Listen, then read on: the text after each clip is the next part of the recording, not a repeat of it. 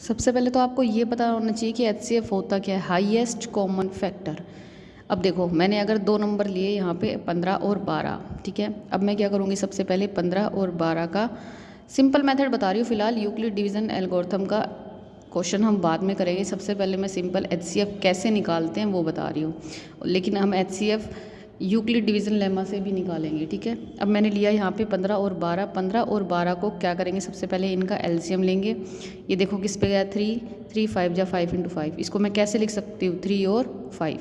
अब यहाँ 12 है, 12 को मैंने कैसे लिखा, देखो 2 6 जा 2, 3 जा 3 × 1 3 1, ठीक है। अब देखो यहाँ पे दोनों के फैक्टर लिख लिए। अब ये देखना है कि इन दोनों में कॉमन क्या है, इसमें यहाँ पे 3 है, यहाँ पे 3 है, तो ये 3 कॉमन हुआ। तो जो भी कॉमन होगा ना, यहाँ पे हाईएस्ट से हाईएस्ट वैल्यू जो दोनों में कॉमन हो, ठीक है, वो चीज़ वो उसका HCF होगा। अब इन दोनों में कॉमन क्या है, 3, तो वो उसका HCF होगा।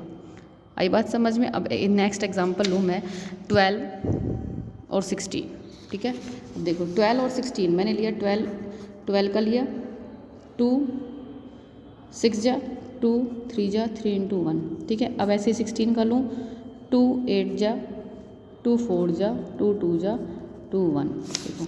अब मैं यहाँ पे 12 को कैसे लिख सकती हूँ, 2 × 2 × 3, 4 × 3 लिख दिया मैंने। अब इसको 16 को कैसे लिखूँ, 2 × 2 × 2 × 2 कैसे लिख सकती हूँ, 4 × 4 लिखा।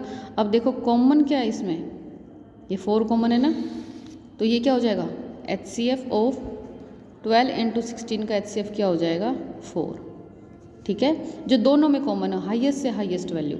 अब ऐसे भी देख सकती हूँ, देखो ऐसे समझाने की कोशिश करती हूँ, 12 और 16 को देखो, सबसे पहले वाली छोटी वाली वैल्यू उठाते हैं।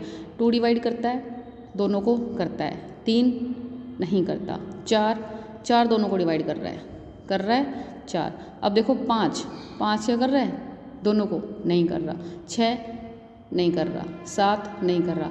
तो जो दोनों को डिवाइड कर जो मैक्सिमम हो वो उसका HCF होएगा, ठीक है। तो ये क्या हो जाएगा, HCF हो जाएगा।